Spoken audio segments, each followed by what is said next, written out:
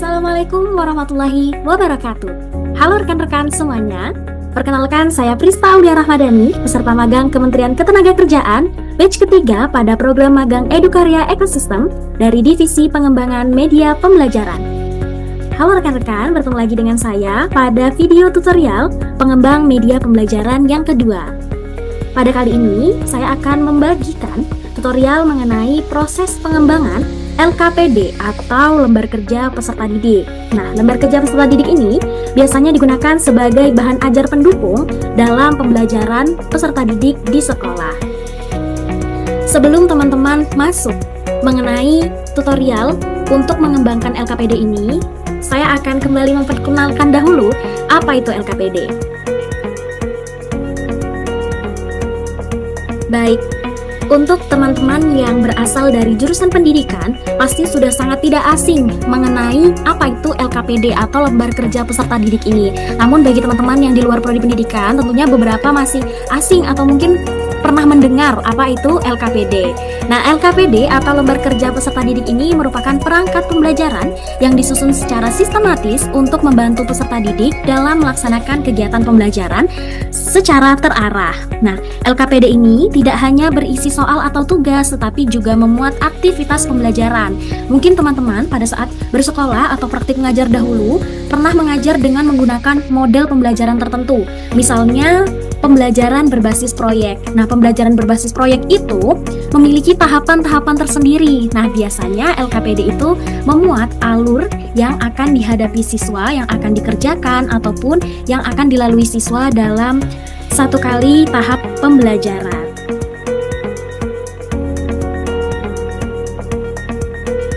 Oke, untuk membuat teman-teman lebih mengenal lagi apa itu LKPD, saya akan menjelaskan struktur dari LKPD.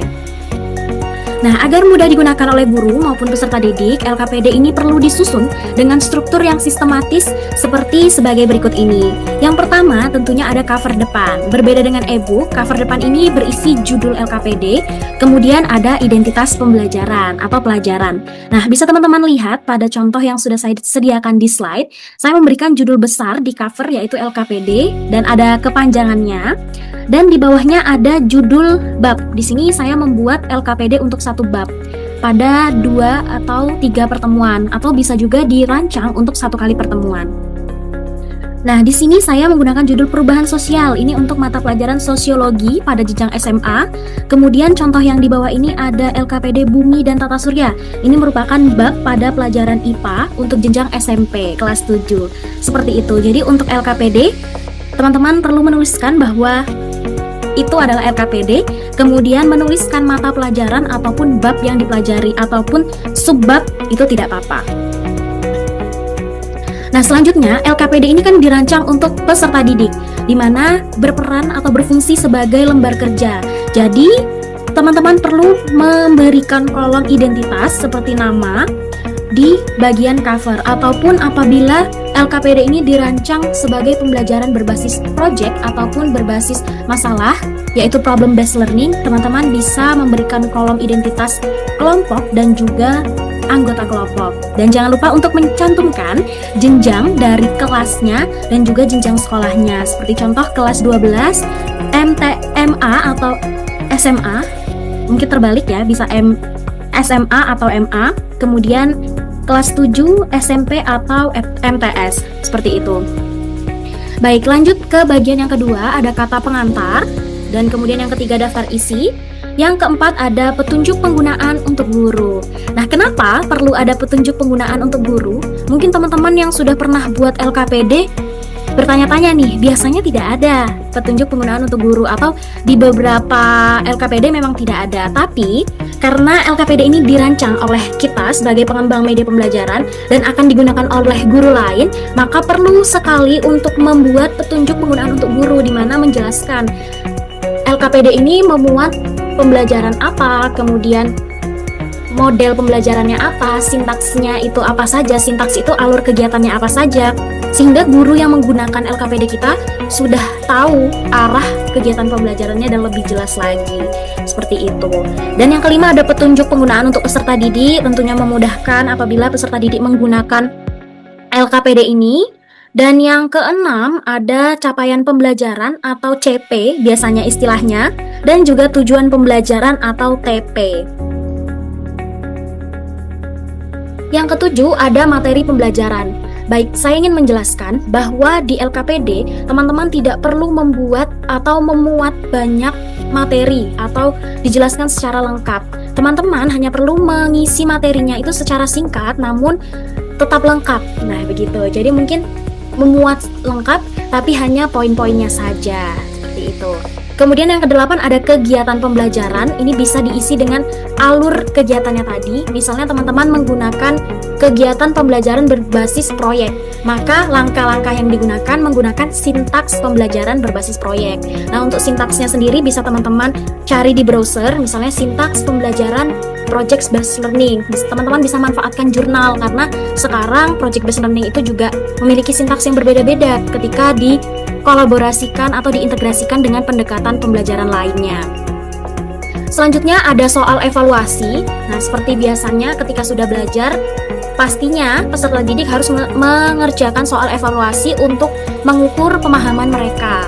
Selanjutnya, karena ini disediakan untuk guru, kita perlu juga untuk membuat panduan pensekoran aktivitas. Jadi kegiatan-kegiatan yang dilalui oleh peserta didik seperti proyek, itu juga dinilai melalui panduan pensekoran ini. Sehingga guru yang menggunakan LKPD yang kita buat, itu sudah bisa langsung menilai aktivitasnya, sudah tahu indikator apa saja yang ingin dinilai, ataupun digunakan sebagai referensi.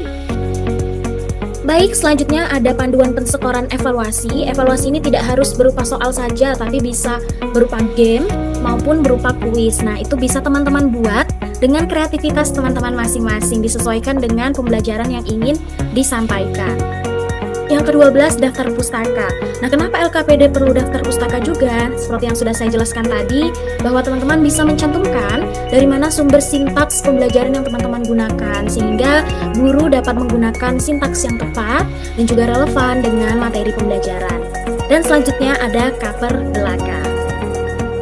Oke, mungkin cukup untuk perkenalan dan juga teman-teman memahami apa itu lembar kerja peserta didik dan juga strukturnya. Kita akan langsung masuk ke tahapan proses pengembangan lembar kerja peserta didik.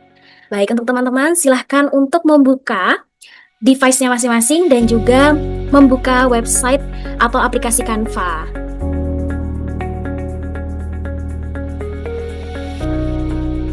Baik, di sini saya menggunakan panduan dari pengembang media pembelajaran yang sudah saya buat. Mungkin teman-teman jika sudah mempunyai filenya, teman-teman bisa membuka sekalian atau menyimpannya dan dipelajari untuk tahap panduan teman-teman untuk membuat media pembelajaran. Nah, untuk LKPD, tahapan yang pertama adalah kita menentukan mata pelajaran dan materi pembelajaran. Biasanya teman-teman di Edukarya ini, teman-teman akan diberikan penugasan oleh mentor untuk membuat LKPD. Nah, mentor sendiri akan memberikan jenjang ataupun kadang mata pelajarannya saja, sehingga teman-teman diberikan kesempatan untuk memilih mata pelajaran yang teman-teman inginkan atau teman-teman ingin belajar membuatnya. Seperti itu. Misal teman-teman diberikan penugasan untuk membuat mata pelajaran yang ada di jenjang SMA kelas 12. Lalu teman-teman bisa memilih nih mata pelajaran biologi. Nah, seperti itu. Kemudian untuk panduan teman-teman membuat dari mana sih gitu kan. Nah, untuk membuatnya teman-teman bisa mengakses buku yang dikeluarkan resmi oleh kementerian, yaitu Kementerian Pendidikan Dasar dan Menengah, buku guru dan juga buku siswa. Nah, teman-teman bisa membuka browser dan mengetikkan buku guru ataupun buku siswa kelas 12 biologi kurikulum merdeka. Teman-teman bisa mengakses website buku.kemendikdasmen.go.id. Nah, selanjutnya misal sudah ketemu nih, teman-teman langsung membaca bab-bab yang ada di dalam buku tersebut. Lalu teman-teman pilih kira-kira materi apa yang ingin teman-teman coba buat. Baik, di sini saya akan coba contohkan dalam menentukan mata pelajaran atau materi ini.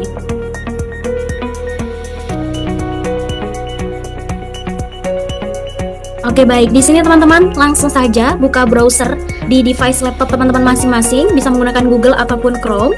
Di sini saya menggunakan Chrome, lalu ketikkan saja buku siswa kelas 12 biologi kurikulum merdeka. biasanya saya lebih suka menggunakan buku siswa seperti itu. Nah, di sini pastikan teman-teman mengambil informasi dari website resmi, yaitu buku.kemendikdasmen.go.id. Lalu teman-teman klik. Nah, websitenya itu namanya SIBI, Sistem Informasi Perbukuan Indonesia. Nah, di sini ada buku biologi kelas 11. Teman-teman bisa unduh ataupun baca online. Nah, saya coba baca online. Baik, kita tunggu loading dahulu. Oke, baik, sudah muncul buku atau e-book dari buku siswa biologi kelas 12 kurikulum merdeka. Nah, seperti ini teman-teman bisa lihat-lihat, ada covernya, kata pengantar. Kita langsung pergi saja ke daftar isi. Nah, di sini bisa teman-teman lihat ada materi enzim dan metabolisme, kemudian ada materi genetik dan lain sebagainya. Nah, misalnya saya di sini ingin memilih materi enzim dan metabolisme. Nah, teman-teman bisa menuju ke materinya, kira-kira subbabnya apa saja. Teman-teman bisa menggunakan materi yang ada di sini untuk mengisi bagian dari materi pembelajaran yang ada di LKPD. Seperti itu. Nah, jadi selain digunakan untuk memastikan babnya itu apakah sudah resmi, jadi ketika teman-teman tidak menggunakan buku resmi dari Kemendikdasmen, kemungkinan bab yang akan dipelajari itu tentunya berbeda dari apa yang digunakan oleh guru-guru yang ada di Indonesia ini. Jadi sangat wajib sekali menggunakan referensi resmi sehingga media yang kita buat ini berguna dan benar-benar terpakai. Seperti itu. Oke, baik. Tahapan yang kedua adalah menganalisis CP atau capaian pembelajaran dan juga TP atau tujuan pembelajaran.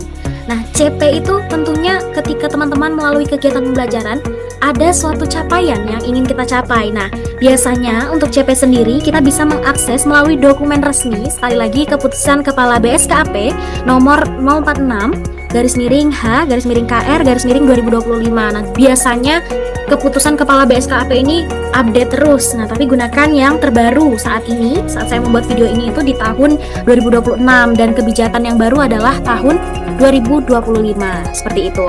Kemudian ada tujuan pembelajaran dibuat dengan membuat tujuan yang ingin dicapai. Nah, ketika kita punya suatu capaian atau visi, tentunya harus ada tujuan pembelajaran atau misi yang harus kita lakukan dalam mencapai capaian ini. Nah, sebagai seorang guru atau pengembang media pembelajaran, teman-teman harus membuat tujuan pembelajaran yang ingin dicapai dan menyesuaikannya atau menurunkannya berdasarkan capaian pembelajaran. Nah, biasanya saya menggunakan bantuan AI untuk brainstorming dari CP yang sudah ditetapkan. Teman-teman bisa akses dokumen ini ya, dokumen keputusan Kepala BSKAP, dan mencari materi yang sudah ditetapkan tadi, biologi kelas 12. Nah, teman-teman bisa baca dokumen ini. Selanjutnya tadi tentang enzim dan metabolisme. Menentukan model pembelajaran, memilih model pembelajaran yang sesuai dengan karakteristik materi. Contohnya project based learning, problem based learning, dan lain sebagainya. Nah, untuk teman-teman yang memiliki latar belakang jurusan keguruan atau pendidikan, tentunya sudah tidak asing atau sudah paham untuk memilih model pembelajaran yang tepat. Misalnya menyesuaikan apakah bab dan materi yang kita pilih ini sesuai dengan modelnya. Contohnya IPA. IPA itu lebih sering menggunakan project dan banyak materinya yang sangat-sangat sesuai jika menggunakan project. Tapi apabila teman-teman mungkin masih bingung, teman-teman bisa menggunakan bantuan AI. Sekali lagi, AI bukan digunakan untuk teman-teman langsung ingin hasilnya, tapi digunakan untuk membantu teman-teman dalam berpikir. Seperti itu. Selanjutnya, karena sudah ada modelnya, kita contoh saja, kita pilih problem based learning, menyusun struktur dan aktivitas LKPD, menyusun alur kegiatan. Nah, contoh ada project based learning, ini memang sudah ketentuannya, tahapannya itu 1-6 ini. Problem based learning juga memiliki ketentuan dan tahapan tersendiri. Nah, untuk memudahkan teman-teman, di sini kita akan bersama dengan AI untuk membantu kita berpikir. Untuk membuat LKPD ini, AI yang biasanya saya gunakan itu adalah ChatGPT, karena memang sumbernya itu kan sudah kita ketahui dari jurnal, misalnya ingin menggunakan sintaks apa. Jadi untuk tahapan kegiatan itu ChatGPT cocok sekali untuk membantu kita membuat atau memvariasikan kegiatan pembelajaran yang menarik. Nah, untuk struktur prompt, teman-teman harus ingat kembali sama seperti sebelumnya pada saat mengembangkan e-book. Format dari prompt AI itu adalah persona, konteks, tugas, dan juga format. Persona adalah teman-teman menjelaskan siapa diri teman-teman. Saya adalah seorang pengembang media pembelajaran yang menyusun perangkat pembelajaran dan LKPD untuk guru di Indonesia sesuai dengan kurikulum yang berlaku.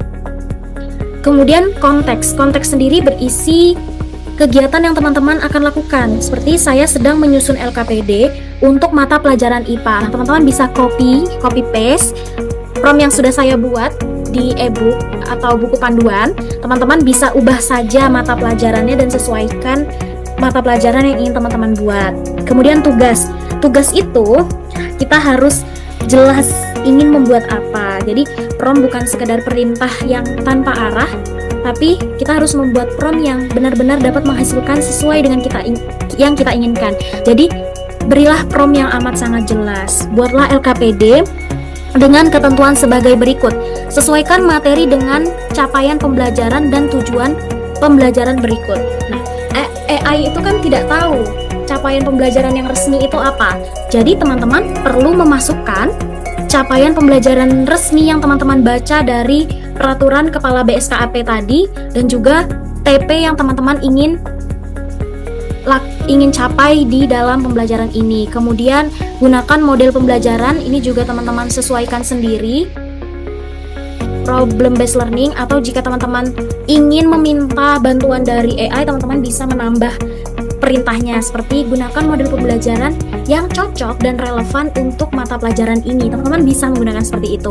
Lalu teman-teman juga harus tuliskan struktur LKPD-nya sehingga materi yang dihasilkan oleh prompt itu benar-benar sesuai dan kita siap untuk memakai isinya di dalam LKPD yang kita kembangkan seperti itu. Tapi kalau untuk materi pembelajaran ini teman-teman saya sarankan untuk memakai yang ada di buku Kemendikdasmen tadi agar materinya itu sesuai juga. Seperti itu. Kita akan langsung coba saja melakukan prompt untuk pengembangan LKPD ini. Oke, di sini saya sudah membuat prompt AI untuk membuat LKPD melalui ChatGPT. Nah, di sini kita akan menyalin prompt yang ada di sini ataupun teman-teman bisa menyalin yang ada di buku panduan. Dan kita akan coba membuka ChatGPT bersama-sama. Oke, silahkan teman-teman untuk membuka browsernya kembali dan membuka chatgpt.com. Nah, teman-teman bisa langsung menuliskan saja apa promptnya yang sudah kita sediakan. Nah, tadi kan kita berencana untuk membuat mata pelajaran kelas 12. Jadi, kita ganti mata pelajarannya. Biologi kelas 12 di sini. Kemudian ini juga biologi.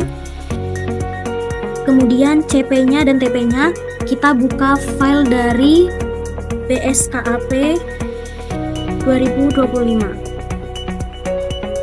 Kita buka.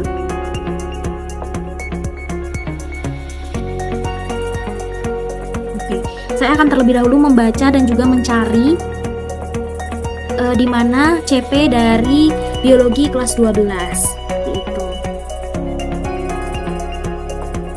Oke, di sini saya sudah membuka file dari keputusan Kepala BSKAP yang tahun 2025. Biasanya untuk memudahkan saya langsung klik Ctrl F atau search. Teman-teman langsung klik saja biologi.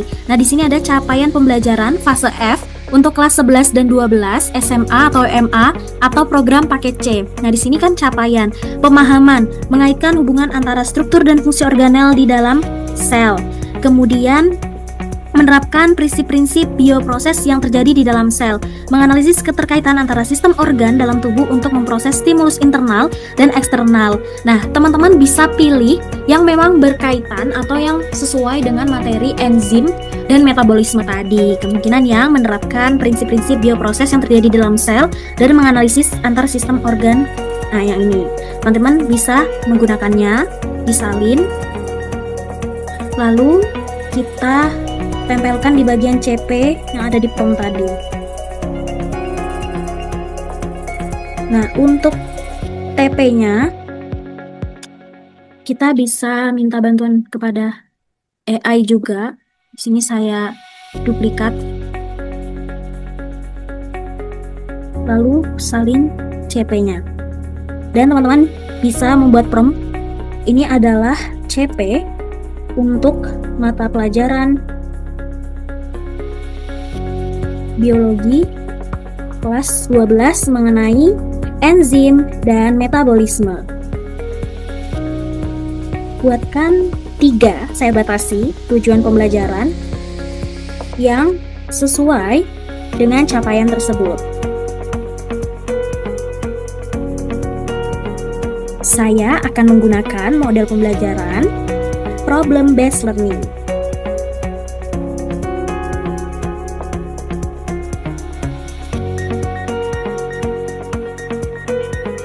Nah, di sini sudah ada tujuannya, bisa kita salin. Atau jika teman-teman ingin lebih valid, biasanya saya membaca buku siswa tadi. Nah, di dalam buku siswa kan ada subbabnya yang ingin dicapai. Biasanya saya menyesuaikan, kan enzim dan metabolisme biasanya pasti membahas tentang enzim. Jadi yang ingin kita capai tentunya adalah materi mengenai enzim dan juga mengenai metabolisme. Nah, jadi apakah ini kira-kira sudah sesuai? Nah, ini kan sudah ada metabolisme dari sel. Nah, kemudian sudah sesuai. Teman-teman, sekali lagi AI ini bukan alat yang untuk membantu teman-teman menyelesaikan pekerjaan saja, tetapi pastikan dan usahakan bahwa pekerjaan teman-teman itu relevan dan benar dengan materi yang akan teman-teman buat.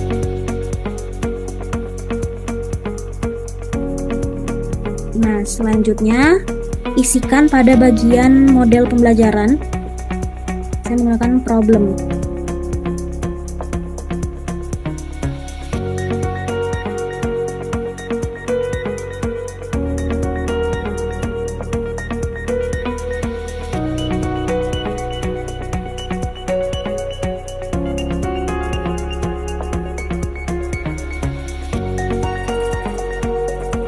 Oke, di sini ada ketidaksesuaian jenjang ya. Saya belum memastikan, tadi saya mengganti SMP. Nah, kita ikuti saja promnya SMA kelas 12 PBL.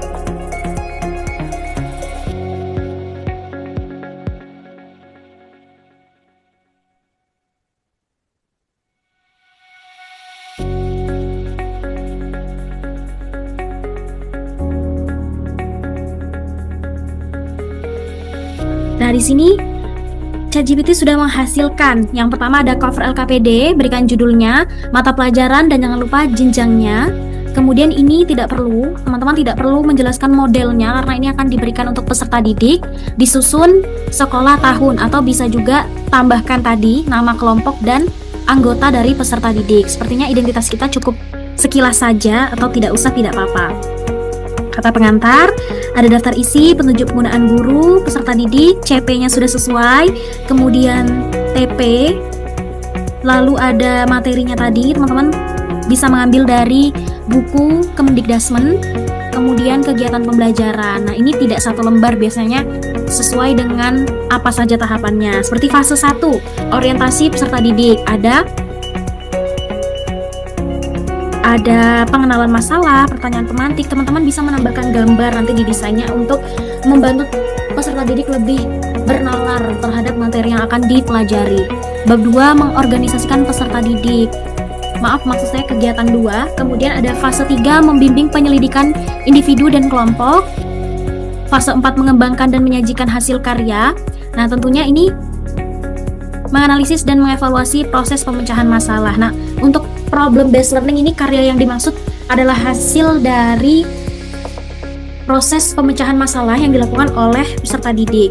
Lanjut, ada soal evaluasi, bisa berupa kuis ataupun game. Jadi tidak harus kuis yang ChatGPT buat, tapi teman-teman bisa membuat kuis interaktif lainnya menggunakan website-website yang ada seperti Quizizz dan lain sebagainya. Quizizz sekarang sudah berubah menjadi Wayground ya teman-teman, jadi mungkin bisa teman-teman gunakan salah satunya. Nah, ada panduan penskorannya, penilaian sikap, pengetahuan, keterampilan. Nah, karena tadi hasil pemecahan masalahnya disajikan dalam poster, jadi dinilai juga. Kemudian daftar pustaka bisa teman-teman cari di website jurnal resmi ya, jangan langsung menggunakan yang ada di sini. Dan cover belakang. Oke, tadi kan kita sudah mempelajari strukturnya, mempelajari cara membuat isiannya bagaimana. Intinya teman-teman perlu memastikan bahwa materi yang diambil itu sesuai dengan buku Kemendikdasmen, kemudian CP juga harus sesuai dengan keputusan Kepala BSKAP tahun 2025, membuat TP yang sesuai dengan CP tersebut, lalu membuat kegiatan pembelajaran untuk siswa. Nah, selanjutnya kita akan membuat desain visual untuk lembar kerja peserta didik yang kita buat. Nah, di sini mungkin saya akan memberikan contohnya saja karena supaya teman-teman langsung paham isi keseluruhan yang dibuat itu bagaimana.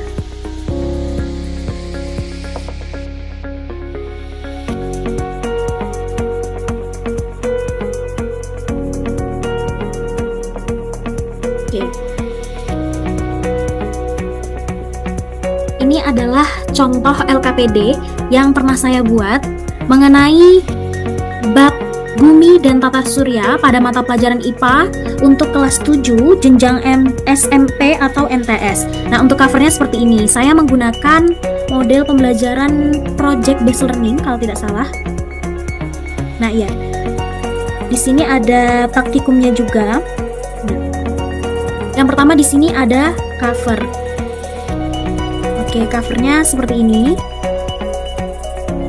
Judul, bab, kemudian mata pelajarannya, identitas untuk peserta didik, anggota kelompok, dan jenjangnya. Di sini saya tidak memberikan nama saya karena ini kan diberikan untuk peserta didik seperti itu. Namun di sini tetap teman-teman gunakan logo dari Edukarya, belajar bersama eventedukasi.id. Mungkin untuk pembuatan desain teman-teman sudah mempelajari di video tutorial ebook yang pertama yang pernah saya buat. Teman-teman bisa menyaksikannya. Dan untuk elemen-elemen seperti ini teman-teman bisa dapatkan pada fitur elemen. Selanjutnya kata pengantar, daftar isi. Nah, seperti ini. Daftar isi kan memuat struktur ya secara tidak langsung.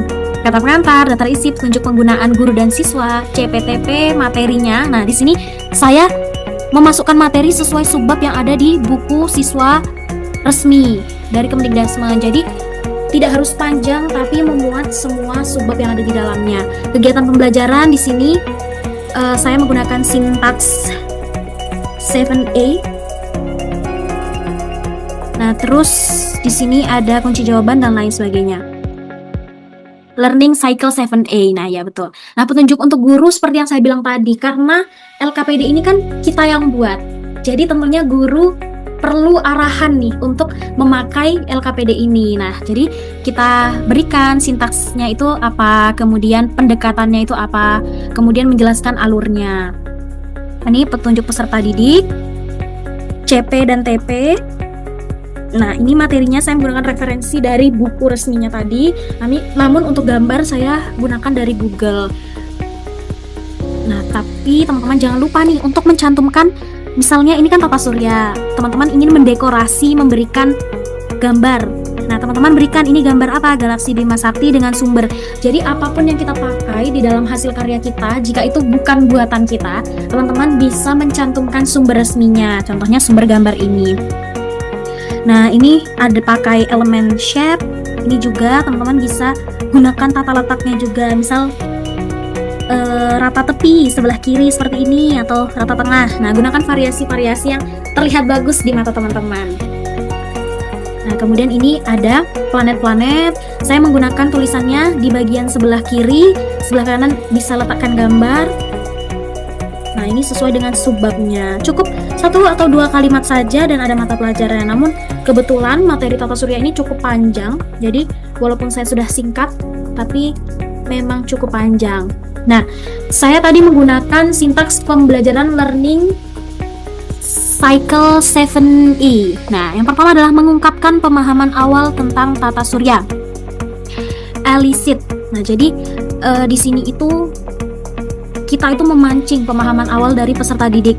Saya mencari video pengantar, teman-teman bisa, ini sesuai dari yang ChatGPT hasilkan ya, seperti ini. Menjawab pertanyaan, teman-teman jangan langsung salin pertanyaan kemudian tanpa ditambahkan dekorasi lainnya. Dan di sini saya menyalin pertanyaan, menyediakan kolomnya untuk menjawab juga, kemudian mencantumkan video. Ini videonya saya cari sendiri. Jadi sekali lagi, apa yang dihasilkan oleh AI tidak serta-merta atau mentah-mentah teman-teman gunakan, tapi teman-teman harus cross check yang pertama, yang kedua memodifikasi dan juga memvariasikannya.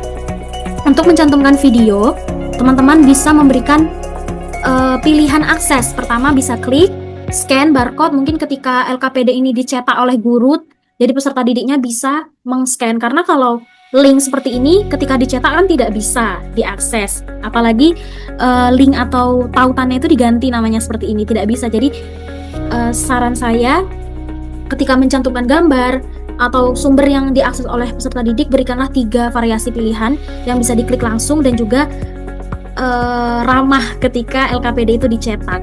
Itu. Ini kegiatan 1, kegiatan 2 ini juga menjawab pertanyaan, kemudian mengisi urutan-urutan planet seperti itu. Ini kan di ChatGPT tidak ada, teman-teman harus melatih juga kreativitas dari rekan-rekan semuanya.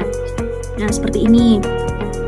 Karena ini ada praktikum, nah teman-teman gunakanlah sumber sebanyak-banyak mungkin, ataupun pengalaman-pengalaman teman-teman. Kan selain praktikum secara langsung juga bisa melalui virtual laboratorium. Nah, contohnya saya di sini menggunakan virtual laboratorium.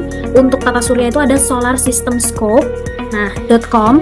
Jadi peserta didik mengamati kegiatan yang ada di virtual tata surya ini. Kemudian ada kegiatan pembelajarannya, ada pertanyaannya, menyediakan kolom untuk menjawab.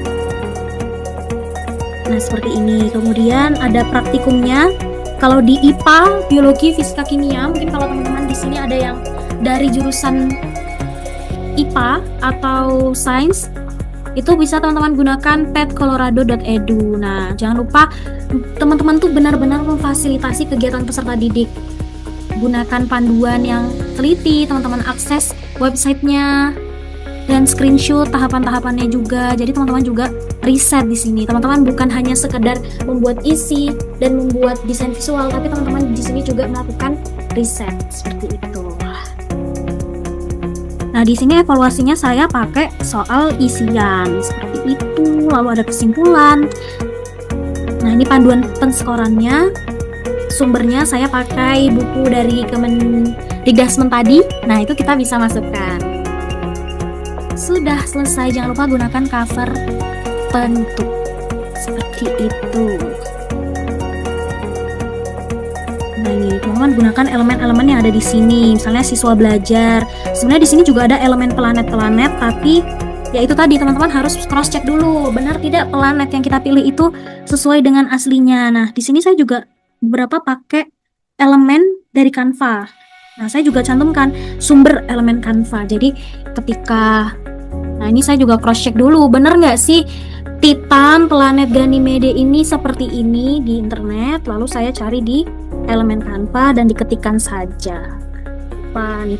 Untuk font LKPD biasanya saya menggunakan Poppins ukuran 15 atau 14. Kadang penampilan huruf atau font di device itu beda-beda teman-teman. Kadang di rekan saya yang lain ukuran 15 itu kecil. Nah, jadi teman-teman bisa sesuaikanlah untuk dokumen A4. Nah, LKPD ini menggunakan dokumen A4. Bisa menggunakan elemen-elemen yang relevan tentang tata surya yang sesuai dekorasinya untuk peserta didik. Nah, untuk template dari LKPD ini sudah saya cantumkan juga di dalam buku panduan. Jadi teman-teman bisa setelah menonton ini sambil membaca kembali buku panduan yang sudah saya buat. Semoga ilmu yang saya berikan bisa bermanfaat dan membantu teman-teman belajar dan juga menjalani kegiatan magang maupun bekerja di Divisi Pengembangan Media Pembelajaran bersama Edukarya. Baik rekan-rekan semuanya, terima kasih atas perhatiannya. Semoga ilmu yang saya berikan dapat bermanfaat dan dapat diterapkan langsung. Sekian dari saya, wassalamualaikum warahmatullahi wabarakatuh.